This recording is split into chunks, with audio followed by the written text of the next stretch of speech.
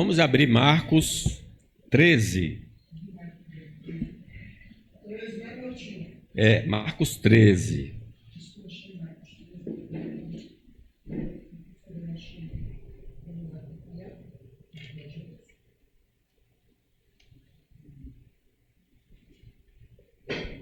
Sermão profético.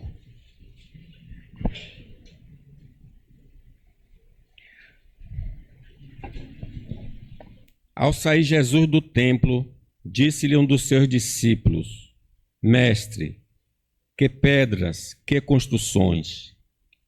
Mas Jesus lhe disse: Vede estas grandes construções? Não ficará pedra sobre pedra que não seja derribada.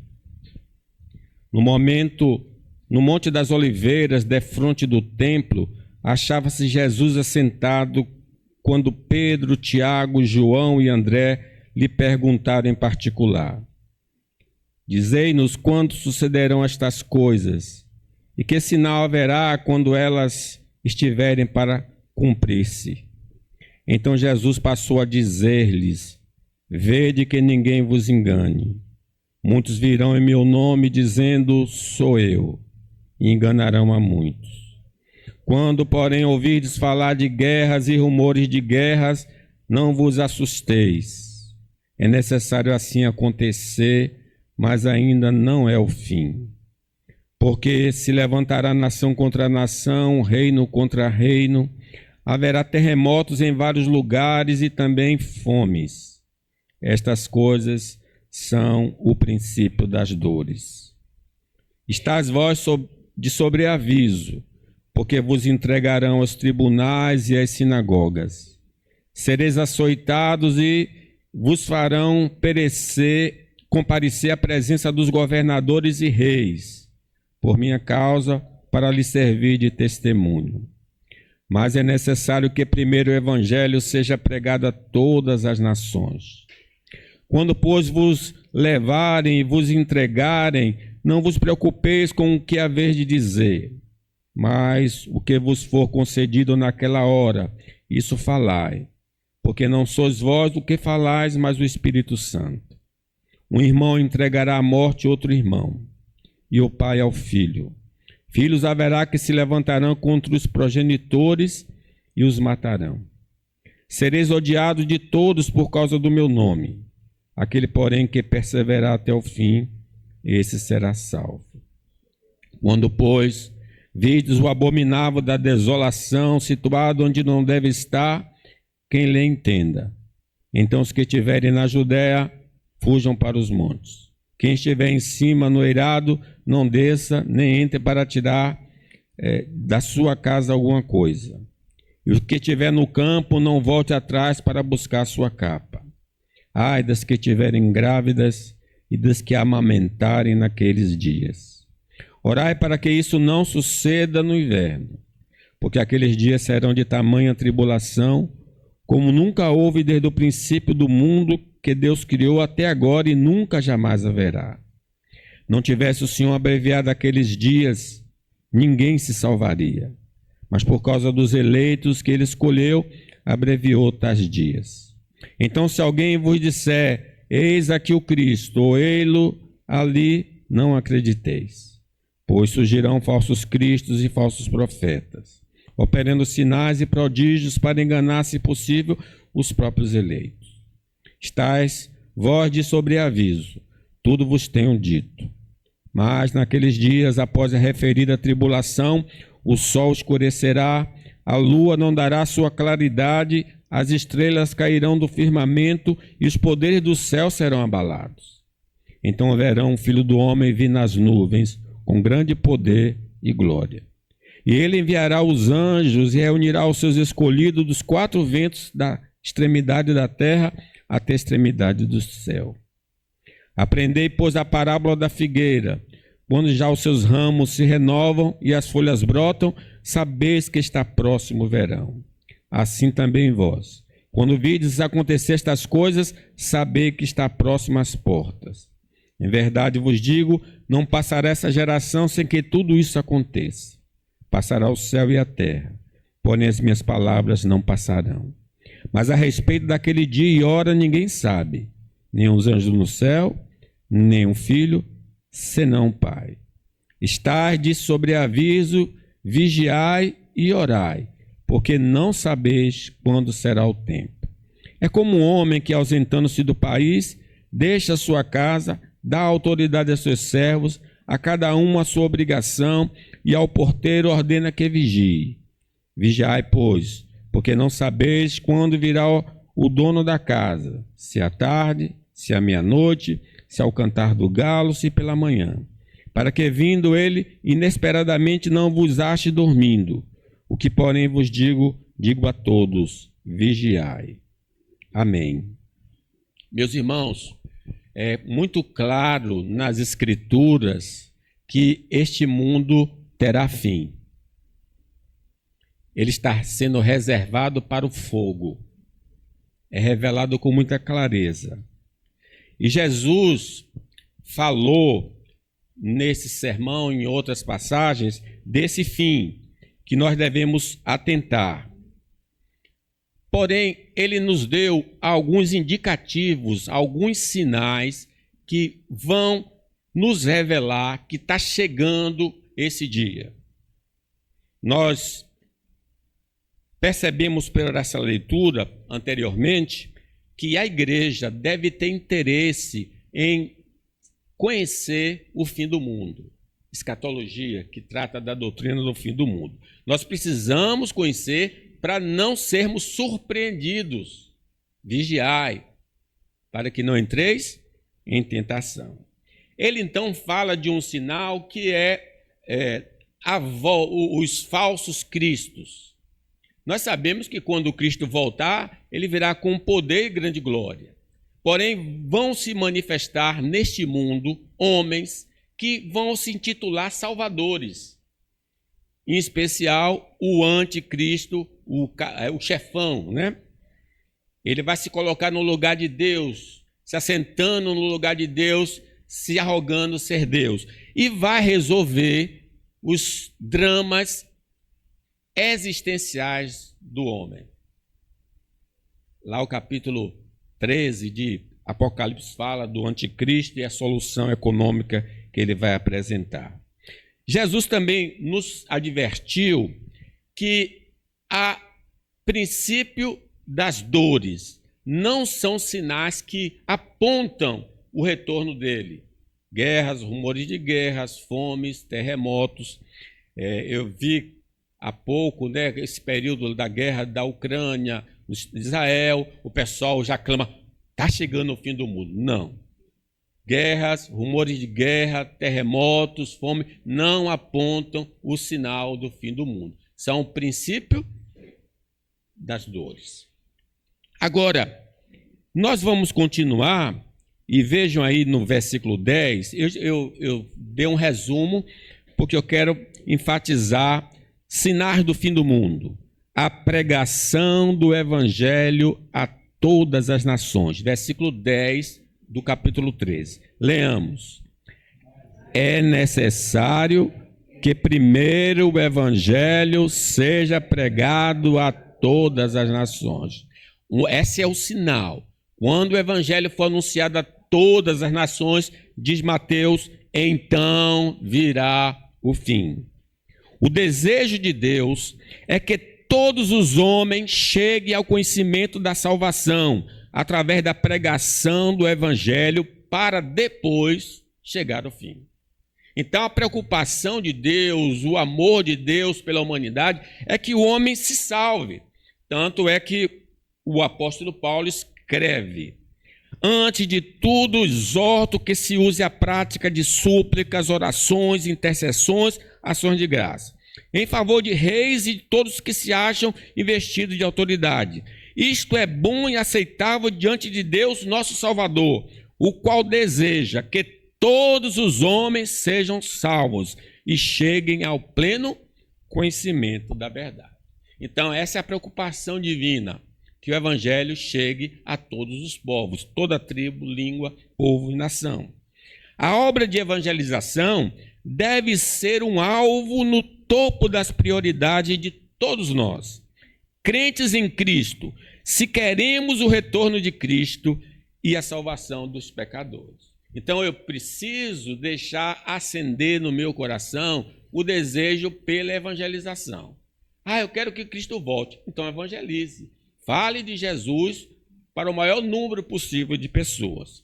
Como diz Mateus, será pregado este evangelho do reino por todo o mundo, para testemunho a todas as nações, então virá o fim. Não serão os seres angelicais que vão realizar esta obra, mas Deus confiou à sua igreja a missão de espalhar o evangelho a todas as nações. Então, não é de você fazer oração, Senhor, manda um anjo para falar para o meu parente, para o meu amigo, porque Deus não vai enviar. Essa responsabilidade é nossa. Lembra? Chamou os apóstolos e disse, ide pelo mundo, pregar o evangelho a toda a criatura. Todo aquele que invocar o nome do Senhor será salvo. Como, porém, invocarão aquele em quem não creram? Como crerão naquele de que nada ouviram? E como ouvirão se não há quem pregue? E como pregarão se não forem enviados? Como está escrito, quão formosos são os pés dos que anunciam coisas boas. Uma igreja que valoriza a evangelização dos povos está no caminho da vontade de Deus e certamente será abençoada pelo Senhor com talentos e recursos para a execução dessa tarefa gloriosa. Quando a gente, por exemplo, a igreja de Pinheiros, a igreja pretende de Pinheiros, ela pega do seu orçamento 60% para a obra missionária.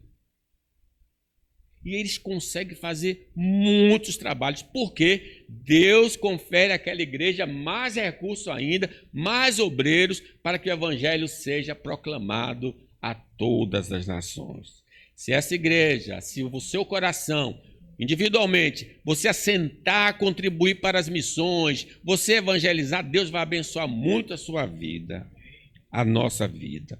A oração por envio de missionários aos campos não alcançados ao Senhor precisa fazer parte da oração particular e coletiva dos santos.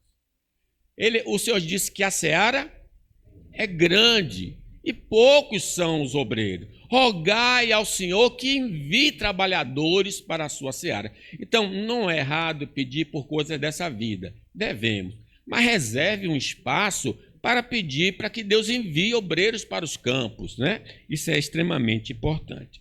A igreja encontrará oposição em grau e intensidade diferentes, mas ela não deve recuar, pois esta é a vontade de Deus, que o evangelho seja anunciado a todos os povos.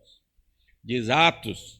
Então os que foram dispersos por causa da tribulação que sobreveio a Estevão se espalharam até a Fenícia, Chipre e Antioquia, não anunciando a ninguém a palavra, senão somente a judeus. Alguns deles, porém, que eram de Chipre e de Cirene e que foram até Antioquia, falavam também aos gregos, anunciando-lhe o evangelho de Jesus Cristo, e a mão do Senhor estava com eles. A igreja, nessa época, antes da perseguição, ficou concentrada em Jerusalém, não ia evangelizar. Então Deus usou a perseguição, a morte de Estevão, para espalhar o evangelho pelo mundo romano. Pregar o evangelho é vontade divina, e isso podemos fazer com a ajuda do Espírito Santo, mas a conversão é obra exclusiva de Deus. Você não precisa ser um pastor, um expositor, mas você sabe que Jesus morreu, ressuscitou e vai voltar. Fale para o seu amigo. O evangelho é o poder de Deus para a salvação de todo aquele que crê. Sinais do fim do mundo. A intensa perseguição aos discípulos de Cristo. Observe aí dos versos 9 a 20. No 9, leamos o 9. Estais vós de sobreaviso, porque vos entregarão aos tribunais e às sinagogas. Sereis açoitados e vos farão comparecer presença de governadores e reis, por minha causa, para lhes servir. A gente vê isso claramente em Atos, os apóstolos sendo pressionados pelo Sinédrio. As autoridades que abandonaram a vontade da graça comum irão perseguir duramente a igreja de Deus por causa de suas crenças, comportamentos e evangelização. Deus criou as autoridades. Toda autoridade é constituída por Deus. Mesmo sendo pagãs, elas são influenciadas pelo Senhor para condenar o mal e abençoar o homem de bem. Mas quando elas se corrompem, elas são influenciadas para fazer só o mal e mal contra a própria igreja de Deus. Naquele dia levantou-se grande perseguição contra a igreja em Jerusalém. E todos, exceto os apóstolos, foram dispersos pelas regiões da Judéia e Samaria. Vejam agora o versículo 11. Leamos o 11 também. Quando, pois, vos levarem e vos entregarem, não vos preocupeis com o que haver de dizer, mas o que vos for concedido naquela hora, isso falai, porque não sois vós o que falais, mas o Espírito Santo. Os crentes serão habilitados pelo Espírito Santo a apresentarem suas defesas perante as autoridades e vão testemunhar do Evangelho para as autoridades rebeldes. Você lê isso claramente. Pedro, cheio do Espírito Santo, começou a falar. Um irmão, versículo 12, entregará a morte a outro irmão, e o pai ao filho. O filho haverá que se levantarão contra os progenitores e os matarão. Os seguidores de Jesus irão experimentar a perseguição dos próprios parentes não convertidos e serão denunciados e mortos. Que coisa que a gente tem visto, Ana Maria tem postado sobre a igreja perseguida. Quantos irmãos têm perdido a vida por causa da fé que eles abraçaram? Sereis, versículo 13, sereis odiados de todos por causa do meu nome. Aquele, porém, que perseverar até o fim, esse será salvo. Os homens não regenerados não terão nenhuma simpatia pelos seguidores de Cristo, mas vão procurá-lo destruir de qualquer forma. Diz o versículo 14: quando, pois, virdes o abominável da desolação, situado onde não deve estar quem lhe entenda, então os que estiverem na Judéia, fujam para os montes. Quem estiver em cima no eirado, não desça nem entre para tirar de sua casa coisa alguma. E os que estiverem no campo, não volte atrás para buscar sua capa. Ai das que estiverem grávidas e das que amamentarem naqueles dias. Ele está falando da destruição de Jerusalém. E ele cita várias situações que vão acontecer e qual a atitude que os irmãos devem ter quando o exército romano chegar. É uma orientação para quem é perseguido. Versículo 18, orai para que isso não suceda no inverno, porque aqueles dias serão de tamanha tribulação, como nunca houve desde o princípio do mundo, que Deus criou, até agora e nunca jamais haverá. Não tivesse o Senhor abreviado aqueles dias, ninguém se salvaria. Mas por causa dos eleitos que ele escolheu, abreviou tais dias. O tempo do fim será muito difícil para os crentes em Cristo, por causa da graça de Deus, da intercessão de Cristo e da obra do Espírito Santo. Vamos vencer na grande tribulação. Vamos enfrentar esse mar de dificuldades. Mas Deus estará conosco. Deus é o nosso refúgio e fortaleza. Não temas, diz a igreja em Esmirna, o Senhor Jesus falando, não temas as coisas que tem de sofrer. Eis que o diabo está para lançar em prisão alguns dentre vós, para ser dispostos à prova, e tereis tribulação de 10 dias. Sê fiel até a morte, e dar-te-ei a coroa da vida. A perseguição imposta por Satanás através das autoridades civis e da população aos cristãos tem também como propósito impedir a pregação do Evangelho, para que o reino de Deus não prospere e que o reino das trevas prevaleça. Mas o Evangelho alcançará todas as nações em meio à intensa perseguição. Ninguém pode deter o Evangelho. A porta do inferno não pode prevalecer contra a igreja de Cristo. A prisão dos crentes em Cristo será usada pelo dragão como impedimento de anunciar o evangelho, mas o tiro vai sair pela culatra, porque os crentes vão evangelizar as autoridades, os guardas, os prisioneiros, que eles tinham pouco acesso. O apóstolo Paulo chega a dizer: a minha prisão contribuiu para o progresso do evangelho, porque ele ficava preso a 2 soldados e num turno. Então aqueles soldados não podiam sair da presença do apóstolo Paulo. E o que é que ele fazia naquele tempo? Evangelizava os soldados. E ele diz aos filipenses que, através da prisão dele, a guarda pretoriana, a guarda especial do império, ouviu o evangelho do Senhor Jesus Cristo.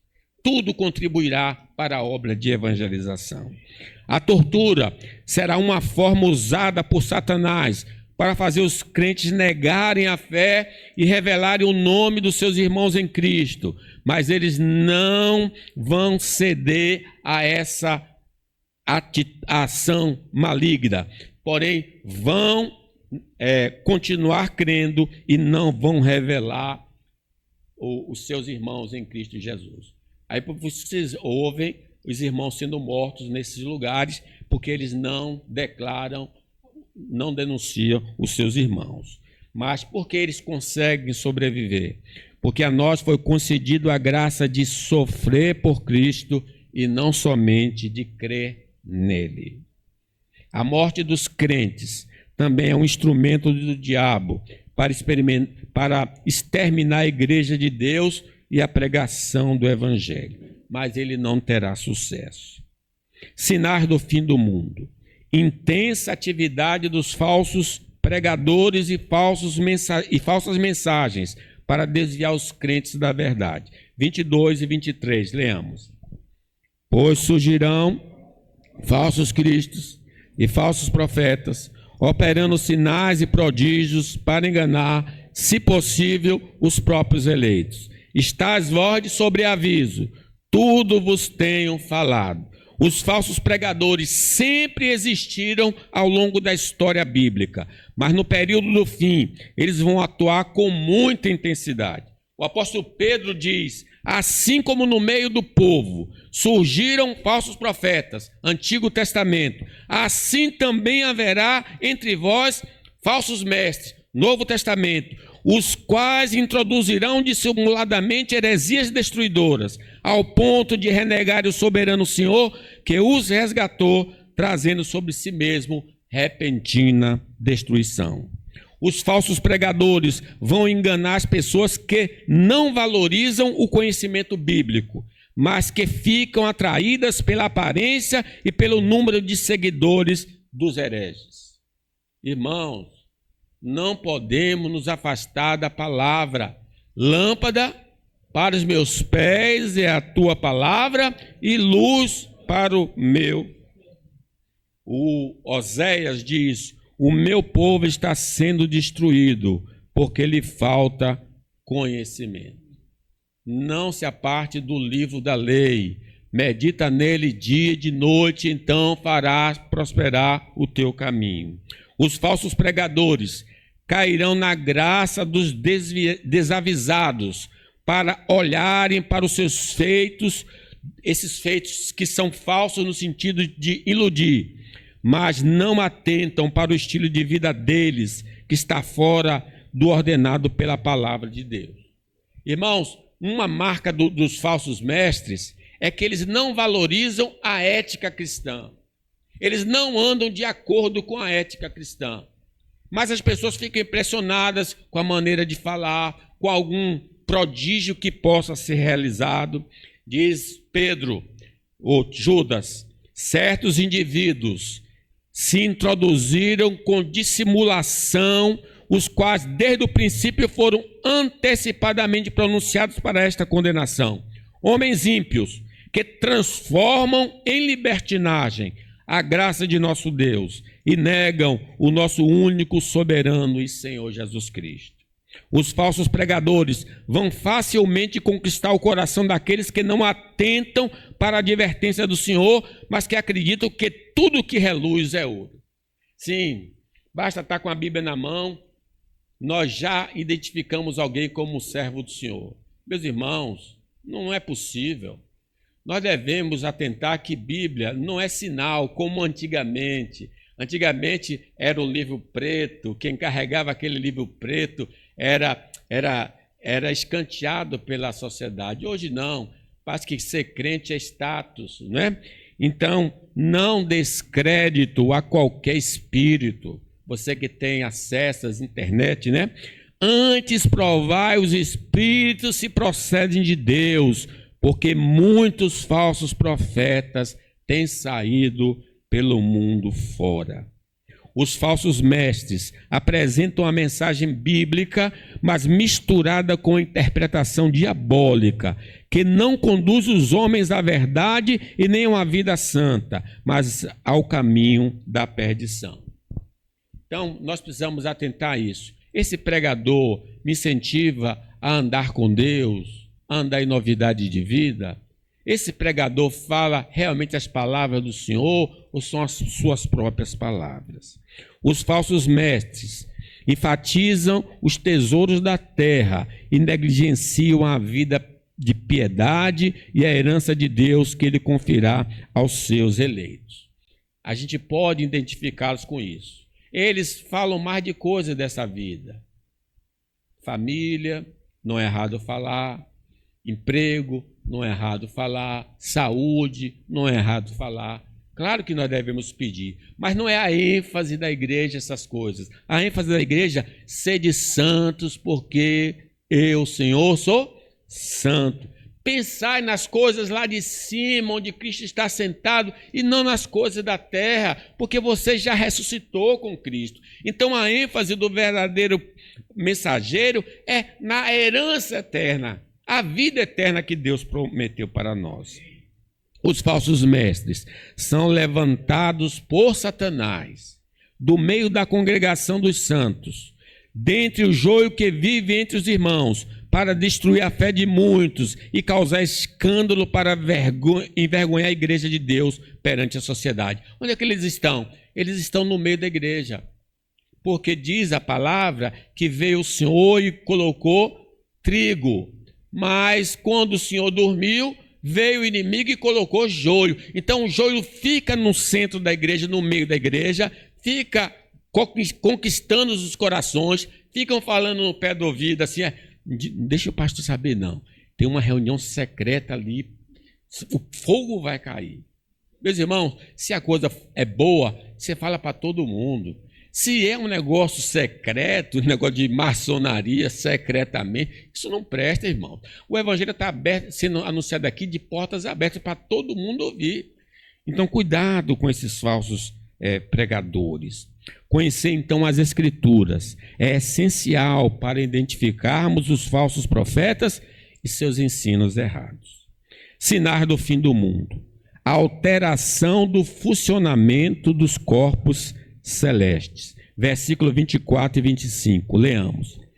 Mas naqueles dias, após a referida tribulação, o sol escurecerá, a lua não dará sua claridade, as estrelas cairão do firmamento e os poderes dos céus serão abalados.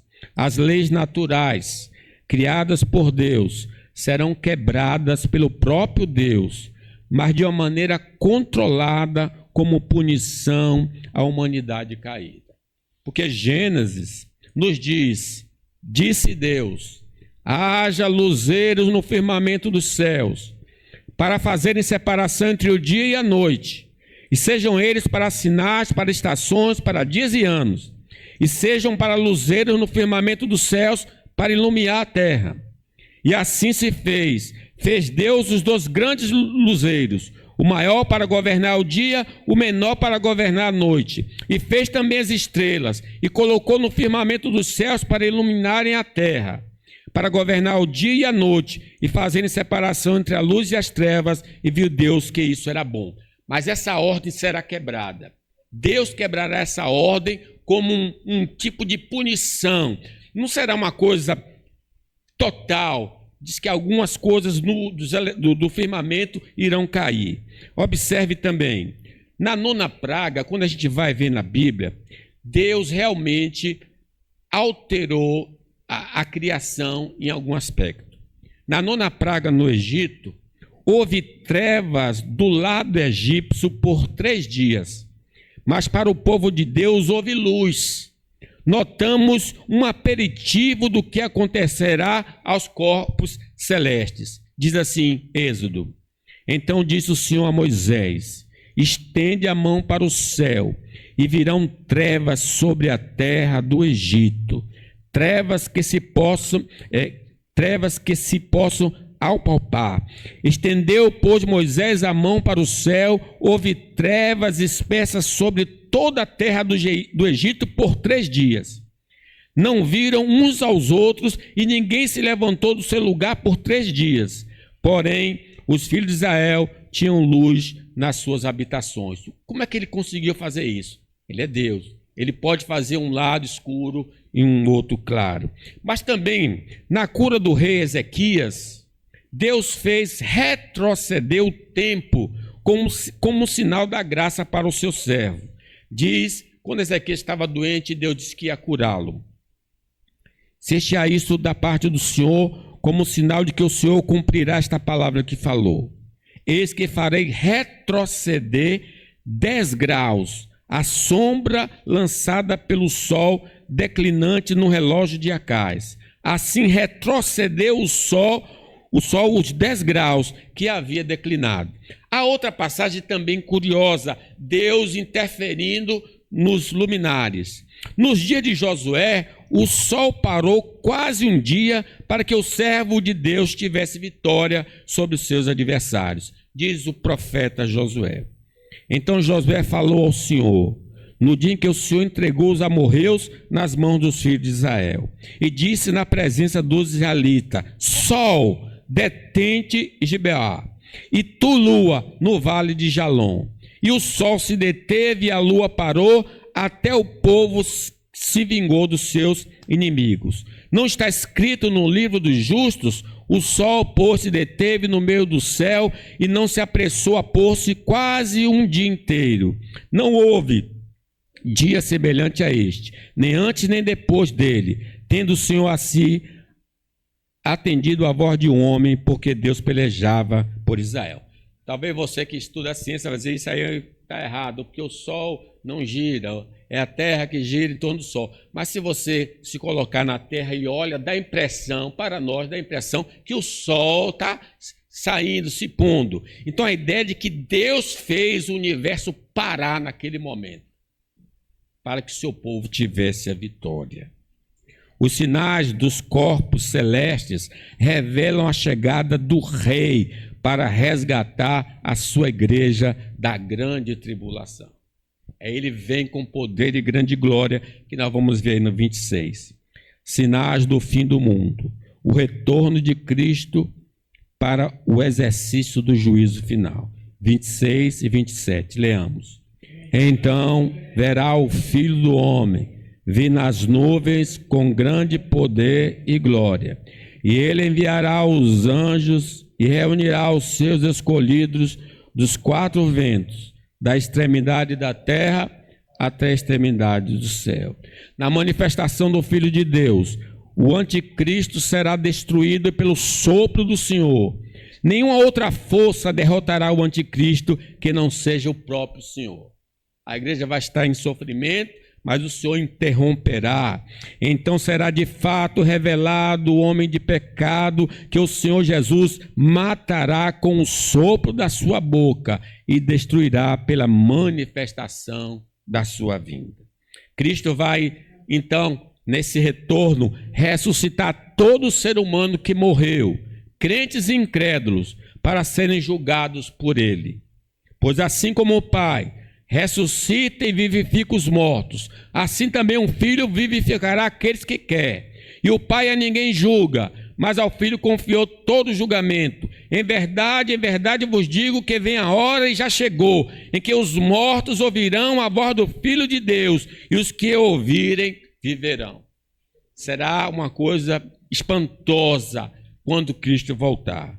Toda a raça humana que viveu e vive na face da terra, porque haverá pessoas vivas quando Cristo voltar, vai comparecer ao tribunal de Cristo para ouvir uma sentença condenatória ou então de absolvição. Imagine, você estará cara a cara com o Senhor, frente a frente com o Senhor. Diz a palavra: não vos maravilheis disso, porque vem a hora em que todos os que se acham no túmulo ouvirão a sua voz e sairão. Os que tiverem feito bem, para a ressurreição da vida, e os que tiverem praticado o mal, para a ressurreição do juízo. Os homens que não creram na mensagem do Evangelho serão lançados no lago de fogo. Por isso, quem crê no Filho tem a vida.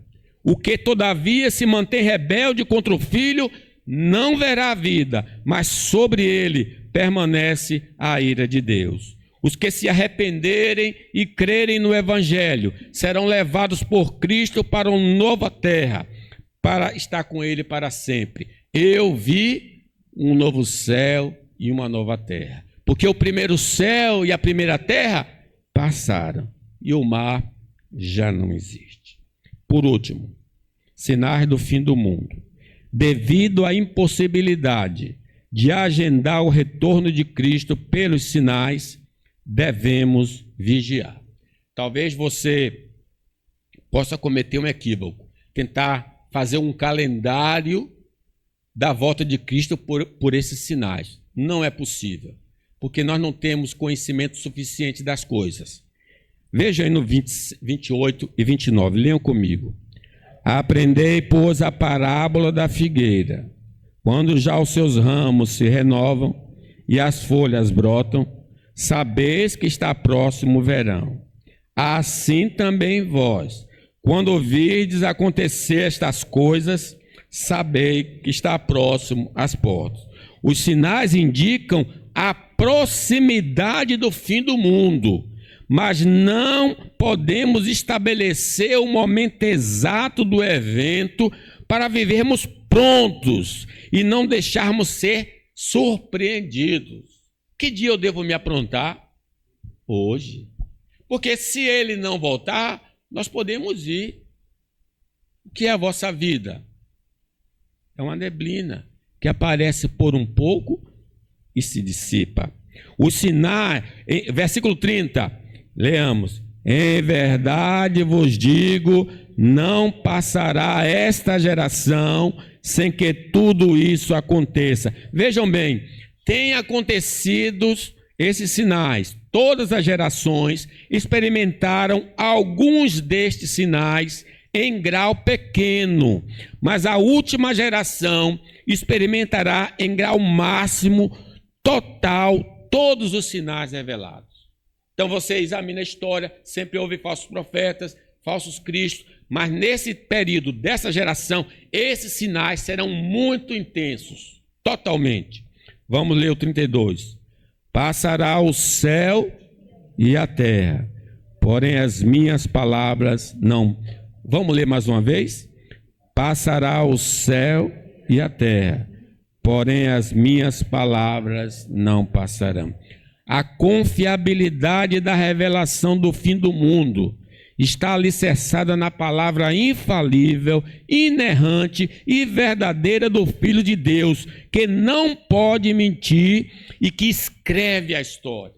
Ele não só diz o que vai acontecer, ele tem um livro e ele determina tudo o que vai acontecer. Por isso a Bíblia chama: nosso Deus é soberano, tudo faz como lhe agrada. Os sinais, versículo ainda o 32. Mas a respeito daquele dia ou hora, ninguém sabe, nem os anjos do céu, nem o Filho, senão o Pai. Os sinais não servem para fazer um calendário do fim do mundo, mas os falsos pregadores ficam estabelecendo data para o retorno de Cristo. Testemunho de Jeová, os adventistas, todos eles ficam marcando data e erraram feio. E a saída, por exemplo, dos Testemunho de Jeová, dizer que Jesus veio espiritualmente, está no tabernáculo secreto, né? Os sinais não servem então para fazer isso. Versículo, vou ler aqui do 33. Estais de sobreaviso, vigiai e orai, porque não sabeis quando será o tempo, apesar dos sinais. É como um homem que, ausentando-se do país, deixa a sua casa, dá autoridade a seus servos, a cada um a sua obrigação, e ao porteiro ordena que vigie. Vamos ler o 35. Vigiai, pois, porque não sabeis quando virá o dono da casa, se à tarde, se à meia-noite, se ao cantar do galo, se pela manhã. 36. Para que, vindo ele inesperadamente, não vos ache dormindo.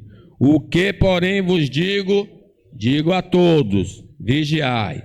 O crente precisa estar vivendo em santidade de vida para não ser surpreendido no retorno de Cristo.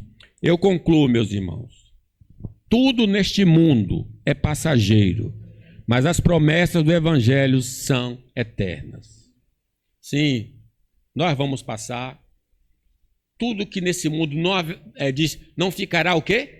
Pedra sobre pedra que não seja derribado, se referindo ao templo, se referindo a Jerusalém, mas certamente ao mundo inteiro.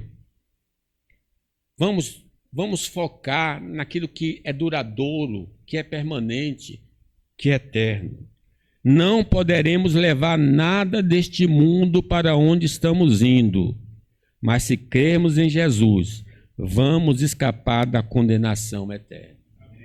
Quem crê no Filho tem a vida eterna.